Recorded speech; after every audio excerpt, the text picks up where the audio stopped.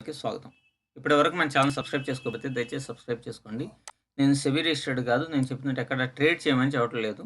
ఇది అయిపోయినటువంటి చార్టే.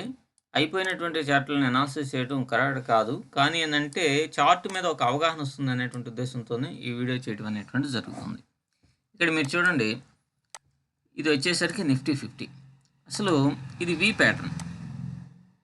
ప్యాటర్న్ కాబట్టి ఇక్కడ దాకా వెళ్ళేటువంటి అవకాశాలే చాలా ఎక్కువగా ఉంటాయి. అయితే ఈ వి ప్యాటర్న్‌లో మీకు ఇక్కడ గనక చూస్తే బుల్లిష్ క్యాండిల్, మంచి బుల్లిష్ క్యాండిల్ పడింది. ఇది కూడా మంచి బుల్లిష్ క్యాండిలేననమాట.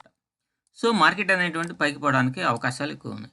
కానీ ఇక్కడ మీరు గనక గమనిస్తే ఎందుకని మార్కెట్ అనేటువంటిది ఈ రోజున కన్సాలిడేషన్ అయింది. పెద్దగా పైకి అనేటువంటిది మూవ్ కాలేదు అనే దాన్ని గనక మనం గమనిద్దాం.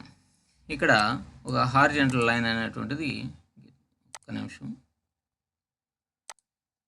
ఇది చూడండి. మీకు నేను యెస్టర్‌డే ఈ లైన్‌ని క్రాస్ అయితేనే కదా! అంటే ఈ క్యాండిల్ ఈ క్యాండిల్‌ని క్రాస్ అయితే ఖచ్చితంగా ఇది బుల్లిష్ క్యాండిల్ కాబట్టి దీన్ని క్రాస్ అయ్యి పైకెళ్తది. సో, దానికి తోడు ఇది వి ప్యాటర్న్ ఏసింది కాబట్టి బయింగ్ ఆపర్చునిటీస్ వస్తే మనం బై చేస్తాం. ఇంటర్నేషనల్‌గా చాలా ఇష్యూస్ అనేటువంటివి ఉన్నాయి. ఇప్పుడిప్పుడుగా మార్కెట్ అనేటువంటి స్టెబిలిటీ అయ్యేటువంటి అవకాశం లేదు. ఇది మరలా కూడా వచ్చేసేసి ఇక్కడ మళ్ళా కన్సాలిడేషన్ అయ్యి, అంటే ఇది ఇక్కడి నుంచి మరలా వచ్చి కన్సాలిడేషన్ అయ్యి మళ్ళా అప్ సైడ్ మూవ్ అవుతది.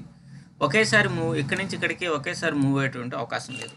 అయితే మార్కెట్‌లో ఇప్పుడు చైనాకి, ఇండియాకి మధ్య కొంత కార్డియల్ రిలేషన్ అనేటువంటిది వస్తుంది కాబట్టి మార్కెట్లు కొద్దిగా పుంజుకోవచ్చు. బట్ అల్టిమేట్‌గా అమెరికా యొక్క టాక్సెస్ ప్రభావమే చాలా ఎక్కువగా ఉంటుంది.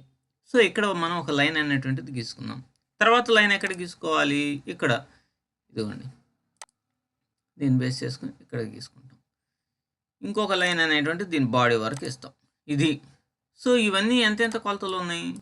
ఈ లైన్స్ చూడండి. ఇక్కడి నుంచి ఇక్కడికి ఏమన్నా 51 పాయింట్లు, ఇక్కడి నుంచి కిందకి ఏమన్నా ఒక 72 పాయింట్లు ఉన్నాయి. అంటే ఒక 120 పాయింట్లు మాత్రమే రేంజ్‌ని మనం 120 పాయింట్లు మాత్రమే రేంజ్‌లో ఉంటుంది.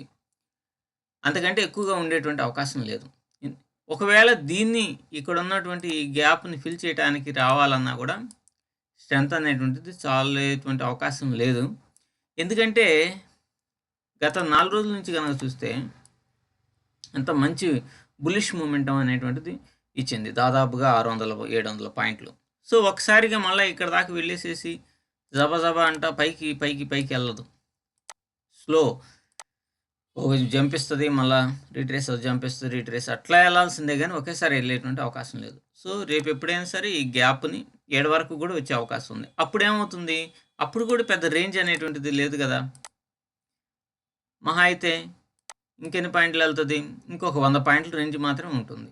కాబట్టి కొద్ది రోజుల్లో మాత్రం కన్సాలిడేషన్ మోడ్‌లో మార్కెట్ ఉండేటువంటి అవకాశం ఉన్నది. లేదంటే ఇది రిట్రేస్ అన్నా వచ్చేసేసి ఇక్కడికొచ్చేసేసి మళ్ళా జరగొచ్చనమాట. ఈరోజు మనం గనక గమనిస్తే ఈ లైన్స్ అనేటువంటివి గీసుకున్నాము. ఈ కేవలం ఎడ్యుకేషన్ పర్పస్‌గా ఇలా ట్రేడ్ చేయమని కాదు. ఇది అయిపోయిన చార్ట్. సో, అందువల్లనే ఈ రేంజ్‌ని క్రాస్ అయ్యి మంచి బుల్లిష్ క్యాండిల్ అనేటువంటిది ఈ రేంజ్ దగ్గరికి వెళ్ళటానికి, ఇక్కడికి వెళ్ళటానికి మంచి బుల్లిష్ క్యాండిల్ అనేటువంటిది ఇక్కడ ఎక్కడా ఫామ్ కాల. ఇంకా కిందకి వస్తా ఉన్నది కాబట్టి సో, ఇక్కడిక్కడే కన్సాలిడేషన్ అనేటువంటిది మార్కెట్ జరిగిందనమాట. ఈరోజు మనం గనక గమనిస్తే మెయిన్‌గా ఈ లైన్‌ని క్రాస్ అయినప్పుడు మనం వన్ డేలో పెట్టుకున్నాం కదా! వన్ డేలో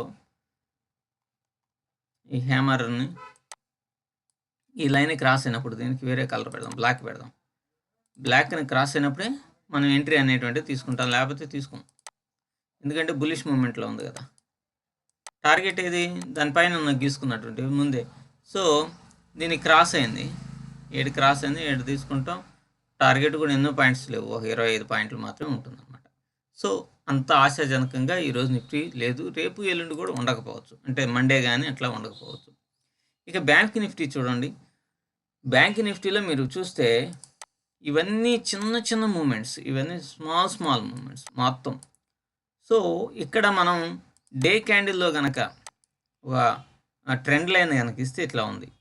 ఇప్పుడు దీన్ని ఏ రోజైనా సరే మళ్ళా ఎక్కడే కన్సాలిడేషన్ అయినా దీన్ని క్రాస్ అయ్యి మంచి వాల్యూమ్‌తో గనక క్రాస్ అయితే బాగా పైకెళ్ళేటువంటి అవకాశం కూడా ఉంటుంది. సో, బ్యాంక్ నిఫ్టీలో ఈ లైన్ క్రాస్ అయినప్పుడే మనం ప్లానింగ్ అనేటువంటిది చేసుకోవాలి. ఈ రోజు అయితే ఇక్కడెక్కడే నచ్చింది. దీని యొక్క ఇది కూడా అంతే. మనం హారిజంటల్ లైన్స్ కనుక తీసుకుంటే ఇది క్రాస్ అయితేనే బ్లాక్ లైన్ని క్రాస్ అయితేనే ఎంట్రీ అనేది తీసుకుంటాం, లేకపోతే ఎందుకు నిఫ్టీ పాజిటివ్గా ఉంది. సో ఈ లైన్ని క్రాస్ అయితే ఈ బ్లూ లైన్ని ఈ బ్లాక్ లైన్ ఎప్పుడైతే క్రాస్ అవుతుందో అప్పుడే బై సైడ్ అనేటువంటిది ఉండాలి. అది ఓకే. ఈ వీడియో మీకు నచ్చింది అనుకుంటున్నాను. నచ్చితే లైక్ చేయండి, షేర్ చేయండి మరియు సబ్స్క్రైబ్ చేసుకోండి. ఎప్పుడైనా సరే ముందుగానే మనం ఒక ప్లానింగ్తో కనుక వెళ్తే స్టాక్ మార్కెట్లో సక్సెస్ అనేటువంటిది ఈజీగా వస్తుంది. Thank you.